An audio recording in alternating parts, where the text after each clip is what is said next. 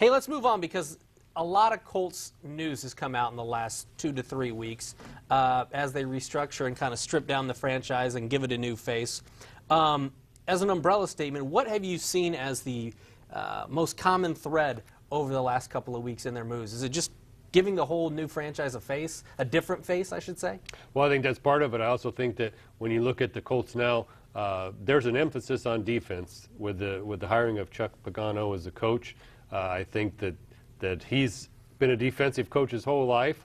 To say that he's not going to bring a defensive mindset would be kind of odd if we thought that. And I think maybe not so much that suddenly the Colts are going to be the Ravens, so to speak, but I think they're going to not be where it's 35 points offense and let's hold on and hope we don't get run over by an opposing defense. How much of a surprise was it that it was Chuck Pagano? Because he interviewed on a Tuesday, and they named him the head coach on a Wednesday. Irsay got it all out in his tweets first, and then they had the announcement and then the press conference on Thursday. How much of a surprise was that? Because, yes, they looked like they were wanting to go in a defensive way, but Pagano doesn't have any head coaching experience. You always hear the sexy names out there, the Grudens, the Cowers, which may have been unrealistic, and then you go to the coordinators, but Pagano wasn't really one of the known names. So how big of a surprise was it that Chuck Pagano is now the head coach in Indianapolis? Well, I think it was a little surprise it happened as rapidly as it did. On the other hand, Jim Irsay had said all along that he was looking at getting those up-and-coming guys, the new generation, so to speak, of coaches, GMs. He picked a GM who hadn't been a general manager before, in Ryan Grigson. And so I think in that respect, it wasn't a surprise. I think he was going to bring somebody in that maybe didn't have head coaching experience, and that can go one of two ways, obviously. I like what I've seen of Pagano so far, what he had to say at his press conference, kind of looking at his track record and kind of the inspiration he seems to get out of his players, because players have nothing but good things to say about him. I think one thing that we've also seen over the last few weeks is the personality of Jim Irsay. He likes to be out there in the media. He seems like he likes to hear himself talk. He likes to tweet and get the information out there. How much of it is Jim Irsay wanting to be the main guy with the Colts, kind of a la Jerry Jones, where you don't know the other people who are running the organization in the front office? All you know is Jerry Jones. He's the face. And that's kind of the case with Jim Irsay now. Really, the only face people are familiar with at this point is his when it comes to the guys running the Colts. How much of that do you think plays into it, or is he's not that big of a media hog as I think? Well, I think he's been a media hog recently because of the number of changes that they've had.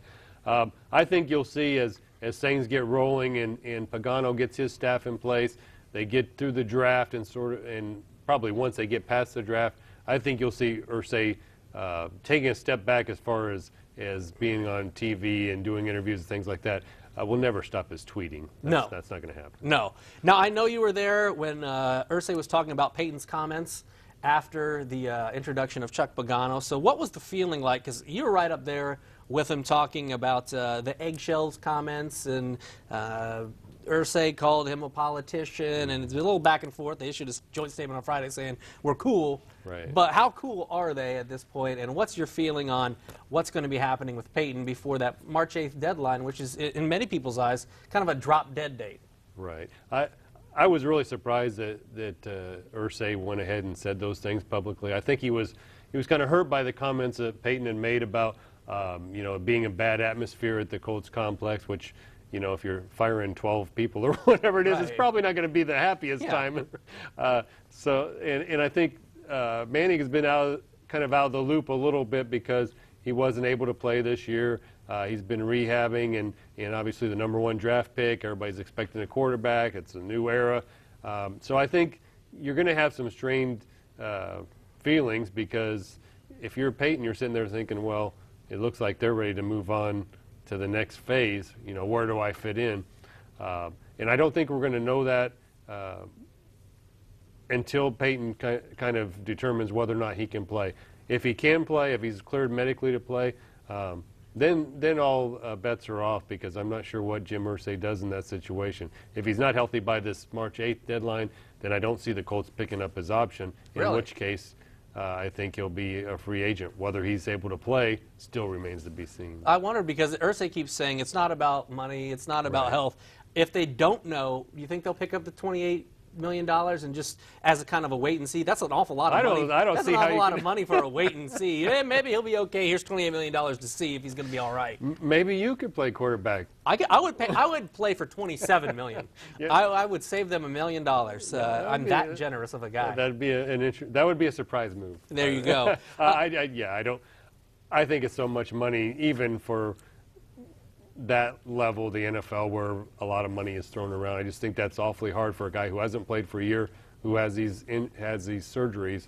That's tough. That's a tough sell. Well, Jim Caldwell has landed on his feet. He'll be a quarterback's coach for the Ravens, so they kind of swap him for Pagano.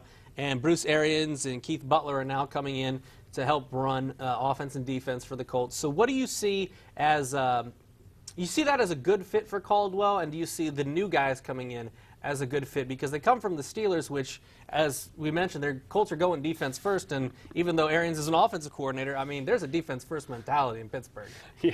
Yeah.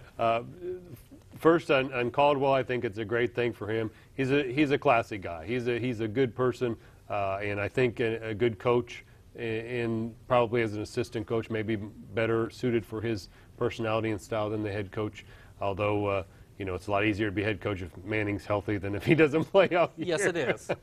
As far as bringing in some Steelers, it's so hard for me to tell coordinator-wise what that means, and it all ties in together, your staff chemistry and so forth. But certainly these guys have great reputations, and between the Ravens and the Steelers, are kind of Colts are raiding that division a little bit, and that's been the that's the rough and tumble black and blue division. So maybe this is another indication of Colts changing their style. Yeah, and Pagano has some background with Cleveland, and that's Right. where he knows these guys from. That's kind of a bang-em-up type franchise, some with the Raiders as well.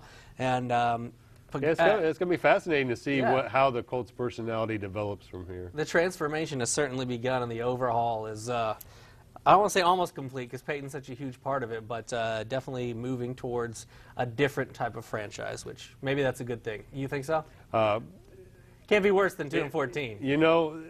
Every era in the NFL, teams they have a certain period where one thing really works well, and they have this sort of style. It's very hard to transition and keep that going when you get past 13, 14 years of Manning being the quarterback. If he had it, even if he was healthy and had 2 or 3 more years of great health, there's still that change that's going to come. So I think it's a good thing. I think it was time to try to revitalize things. So how that plays out, that's the fun part of covering sports. Final question, what are you going to be doing this week, putting out in the News Sentinel? What are some things that we can look forward to as we get close to Sunday's game? Okay, I'm going to be trying to give us some Super Bowl coverage every day. Throughout the week, I'll be covering the game as well. I'll have a column or feature throughout the week every day, and some notes, and kind of look for those stories that be of interest to people back here, whether they're ties to the Colts or whether some of the colleges that are around here. And I'll look at, you never know what's going to come up controversy-wise. There may be something that happens tomorrow that becomes the focal point of the entire week, and I'll see if I can keep an eye on Gronkowski's ankle and see where it goes. That sounds like a good idea. You keep an eye on Gronkowski, I'll keep an eye on Giselle, and we'll have it all totally covered. You may have to answer to Tom Brady for that. My wife might not like it either. Yeah, she probably wouldn't. All right, well, he's Reggie Hayes from the News Sentinel. Check out the News Sentinel all week long, both online and in the paper every afternoon, and he'll have you covered as we lead towards that big game on Sunday. For Reggie, I'm Glenn, and we'll see you next week.